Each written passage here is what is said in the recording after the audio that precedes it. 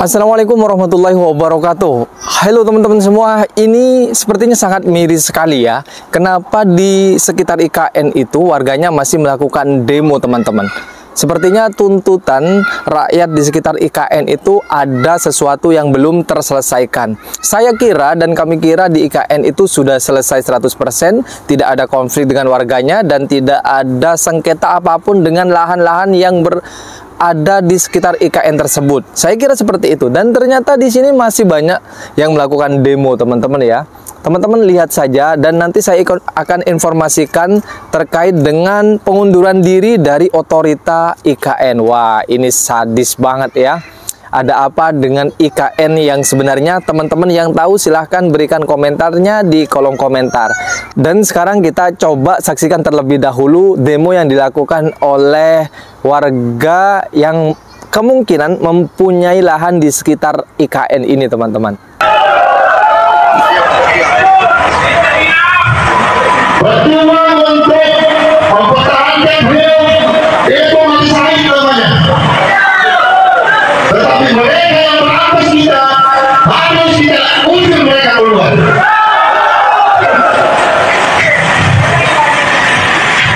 Berapa banyak saudara-saudaraku, anak-anak kita yang lulusan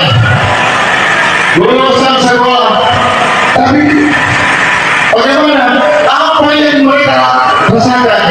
Mereka cari kerja di tempat yang tidak ada satupun lowongan.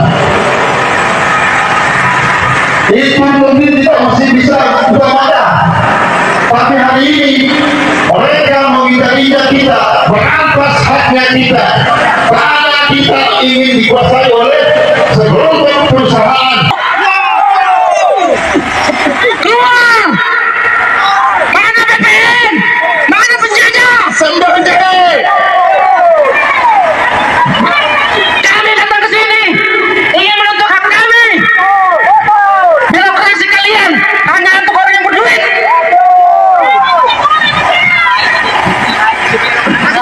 Sudah kuat. Kami lahir di sini, kemudian kami ditanam di Penajam. Kalian datang memberikan hak HGU kepada perusahaan, membela perusahaan, menyerahkan hak milik kami. Kalian tarik hak pakai, kalian berikan kepada kami, kalian pinjamkan, kalian penjajah. Nah, setelah ada demo seperti itu, sepertinya IKN ini belum selesai, baik dari penyelesaian pembebasan lahannya dan lain hal. Dan sangat mengejutkan lagi di sini otorita IKN yang bertugas untuk mensukseskan IKN sebagai tempat upacara di 17 Agustus 2024 nanti ini mengundurkan diri, teman-teman. Sekarang ditunjuk menteri, salah satu dari menteri dari kabinet Jokowi yang ditunjuk sebagai pengganti sementaranya. Terkait dengan ini alasan kenapa bagian otorita ini mengundurkan diri, biar teman-teman mengetahuinya ya informasi ini. Mundurnya kepala IKN biasa dia mundur, dia kalau merasa nggak bisa melaksanakan tugasnya, mungkin dia ya mundur ya. Itu masalah apa sih, Om? Lahan atau apa? Nggak ada lahan, semua itu ketua IKN itu punya kewenangan yang sangat luas untuk menyelesaikan masalah, tinggal keberanian buat keputusan. Apa karena pengurusan IKN masih belum sesuai target makanya? Enggak juga, terus targetnya masih oke, ya kurang sana sini. Tapi saya kira overall masih baik. Tapi yang sudah dimundurkan, Pak, Investasi dari Nggak ada dampaknya. kemarin kan kepala IKN juga menargetkan bahwa dana investor asing bisa masuk 45 triliun tahun ini. Dengan mundurnya kepala IKN sendiri, Ya, mungkin akan lebih banyak yang masuk. Kebebasan lahan itu kan saya udah pimpin rapatnya, tinggal dieksekusi aja, eksekusi aja nggak bisa ya bagaimana? tapi isu dimundurkan benar nggak, Opung? Isu dimundurkan. Apa? Isu dimundurkan, dipaksa mundur. 3 minggu lalu kan Opung sempat ke IKN, Opung lihat perkembangannya sejauh mana? Cukup bagus untuk ya. Saya mau konfirmasi, kembali lagi masalah human resource. Apakah betul ada teman-teman yang sudah bekerja lama dan belum dibayar? Itu kami minta konfirmasi, Pak. Apalagi bulan puasa begini mau lebaran, nggak ada gajian, zolim kami Pak. Kita zolim Pak. Kalau Pak Ustadz Al-Mukarram Gus Pardi Gaus pernah ngajarkan ke saya, maka bayarlah para pekerja sebelum keringat itu kering. Itu hadis sahih, betul ya Ustadz ya?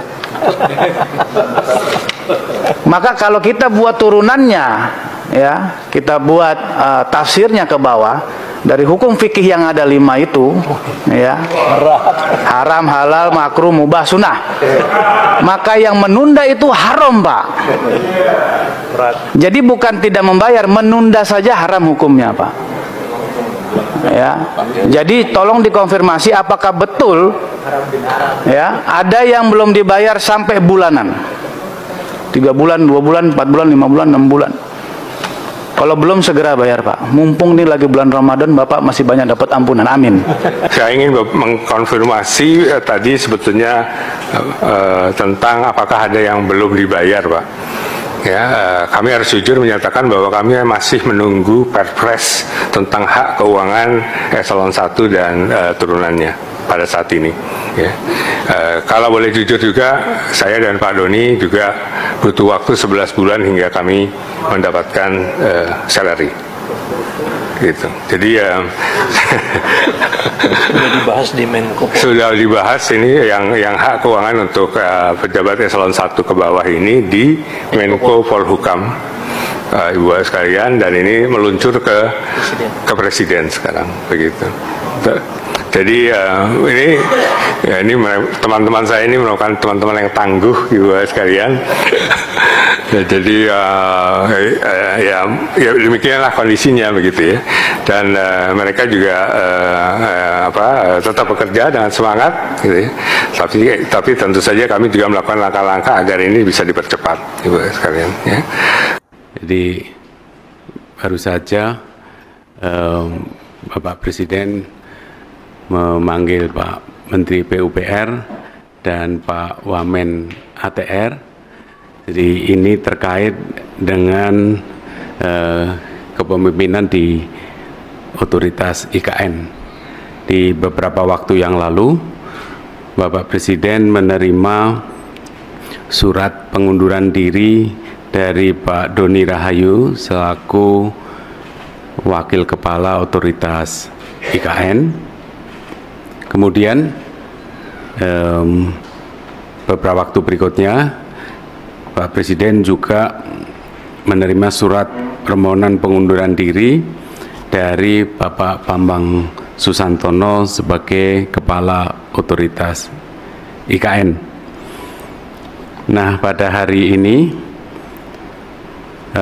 telah terbit keputusan Presiden tentang pemberhentian dengan hormat Bapak Bambang Susantono sebagai Kepala Otorita IKN dan juga Bapak Doni Rahayu sebagai Wakil Kepala Otorita IKN, disertai ucapan terima kasih atas pengabdian beliau-beliau.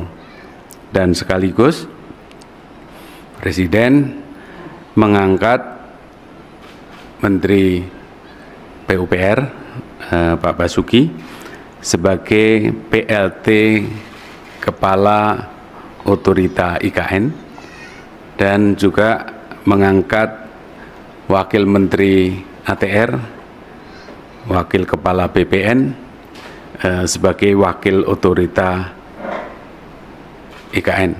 Jadi Bapak Presiden berharap tadi beliau-beliau dipanggil, Pak Menteri PUPR dan Pak Wamen ATR dipanggil oleh Bapak Presiden agar dalam status sebagai PLT ini segera untuk menjamin percepatan pembangunan IKN dengan sebaik-baiknya dengan visi semula, ya, yaitu tetap konsisten pada rencana